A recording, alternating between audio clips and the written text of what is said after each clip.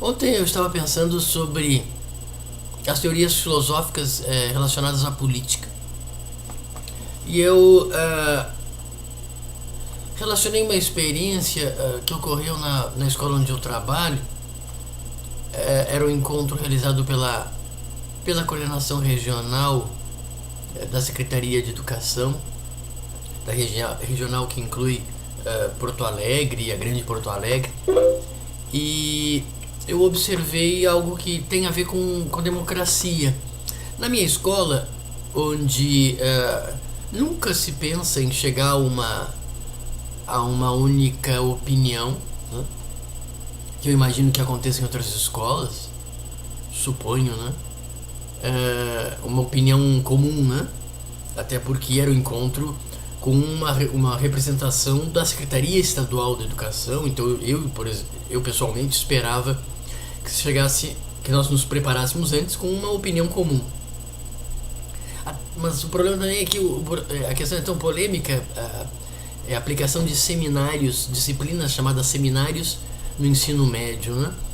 São escolhidos 5 professores ou 4 professores para lecionar a mesma disciplina, chamada seminário. E cada professor, com os seus instrumentos da sua disciplina, vai se colocar à disposição dos alunos para ajudá-los na investigação de um tema que partiu dos alunos. Em resumo, é isso, né, que trata o seminário. Agora, o ponto que me chama a atenção, e eu relaciono com a questão da democracia, é que a minha escola, pessoalmente, nós não chegamos a uma opinião comum. Aliás, ninguém propôs isso. E a nossa participação nessa reunião com a Coordenadoria Regional de Educação foi muito mais rica do que as opiniões que eu ouvi das outras escolas que estavam ali. Tinha outras 2 escolas. E eu me dei conta, bom, isso é democrático, embora assustador, porque cada um opinava segundo o seu ponto de vista.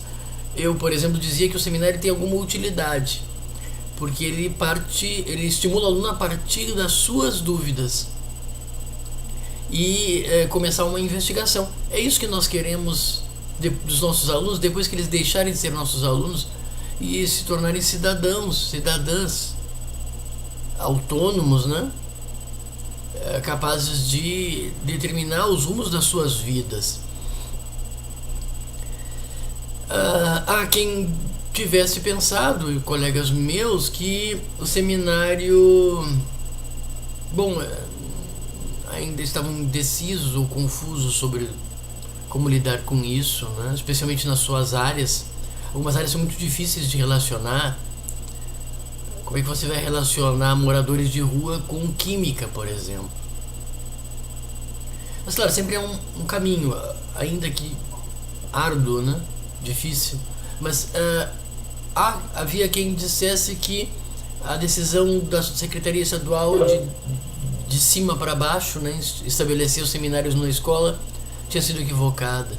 Enfim, houve uma pluralidade de pontos de vista que, para mim, refletem a nossa própria sociedade. E esse direito de expor ideias é o que a gente chama de democracia. Então eu me dei conta do seguinte, o exercício da democracia, ele, evidente, podemos defini-la como um governo de todos, um governo em que as pessoas podem expressar suas ideias, não necessariamente essas ideias acabem sendo aceitas pelo governo, mas as pessoas têm direito de expressar as ideias. Me dei conta, de que num sistema democrático o governo acaba enfraquecido, o governo acaba se ausentando. Talvez as opiniões se proliferem tanto que acabe não tendo espaço para o governo.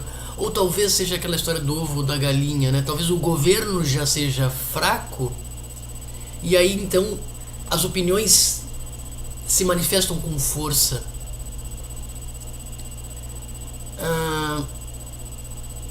Se você tivesse um governo forte, as opiniões seriam abafadas. Eu fico realmente em dúvida se você precisa antes de um governo fraco para que a democracia manifeste.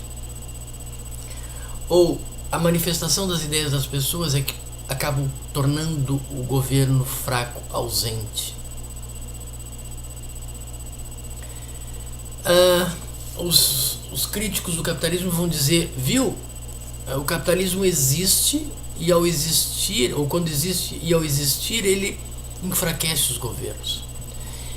Isso é estranho, porque se você for ver nos sistemas políticos ocidentais, como é que você pode chamar de fraco um governo que os próprios capitalistas financiam em suas campanhas, né? Esses governos são fracos porque se recebem financiamento privado e estão presos, né, com o rabo, entre aspas, rabo preso às suas dívidas e o dinheiro e o financiamento que receberam dos capitalistas. E é por isso que esse governo se torna ausente, porque ele não pensa em outra coisa a não ser manter-se no poder para receber mais financiamentos.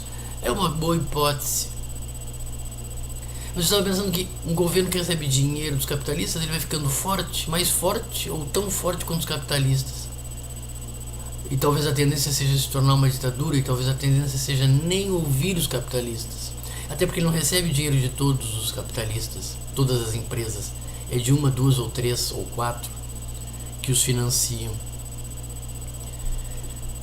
Eu tenho a impressão que Will Durant, um filósofo que eu gosto, que eu admiro muito, já falecido, mas é do final da década de 80 ou 90 do século 20, em que ele acha que a democracia é isso, na verdade antes de um sistema de liberdade, é um sistema, na verdade, onde é bom para o capitalismo. É bom para aquela classe social chamada historicamente de burguesa, né? Mesmo que não viva mais em Burgos, nas vizinhanças de castelos feudais, mas esse sistema, ele, na verdade, ele seria uma ilusão para Will Durant. Esse sistema capitalista, ele só tem uma razão, beneficiar o capitalismo. Então me parece, para finalizar o vídeo, há esse elemento, que talvez a democracia seja um espaço não tanto de liberdade total para decidir, quer dizer, do povo decidir seu próprio rumo, né? Do povo para o povo, com o povo, mas seja um espaço para anular o poder do governo. O que, em certo sentido, tem até aspectos positivos, né? Porque quando você dá muito poder para alguém, essa pessoa, em geral, não consegue controlar esse poder. Ele perde o controle. Então, acho que o melhor sistema é o democrático. Agora, nós precisaríamos distribuir melhor esse poder. Eu já falei em outros vídeos que, além do poder executivo, aquele que administra diariamente a cidade, o estado, o país, e além do poder judiciário, né, e legislativo, nós poderíamos repensar e proporcionar que a população seja muito mais consultada. Já se tem feito isso, né, audiências públicas, mas ainda não há na nossa sociedade a cultura de que todos devem ser contemplados, não só no direito de expressar suas opiniões, mas na decisão final do que vai ser feito pelo governo. Deve estar inserido de alguma forma as demandas até dos grupos minoritários, e muitas vezes da maioria da população, embora ela seja minoritária nas assembleias legislativas, no Congresso Nacional, em alguns momentos, né? Eu acho que eu vou mais além. Eu acho que tem que ter eleições diretas para os juízes, pelo menos na Suprema Corte Brasileira, o STF. E eu acho que o poder legislativo, que nasceu porque as distâncias do país são tão grandes que você precisa de alguém lá nos representando, mas que hoje, com a internet chega rapidamente, atravessa o país rapidamente. Eu acho que muitas decisões que caberiam, ou que cabem ainda hoje aos nossos deputados e senadores, poderiam ser delegadas para nós diretamente. Poderíamos votar uma lei pela internet. Acredito que os sistemas já existem, e os sistemas para evitar fraude estão muito próximos de serem completamente desenvolvidos. acho que talvez o futuro legislativo desapareça. E talvez nós precisemos ficar mais nas nossas casas para acompanhar as votações que nós vamos decidir diretamente, né? Não haveria mais sentido de uma democracia indireta, com o avanço da internet que nos deixa online com o mundo inteiro.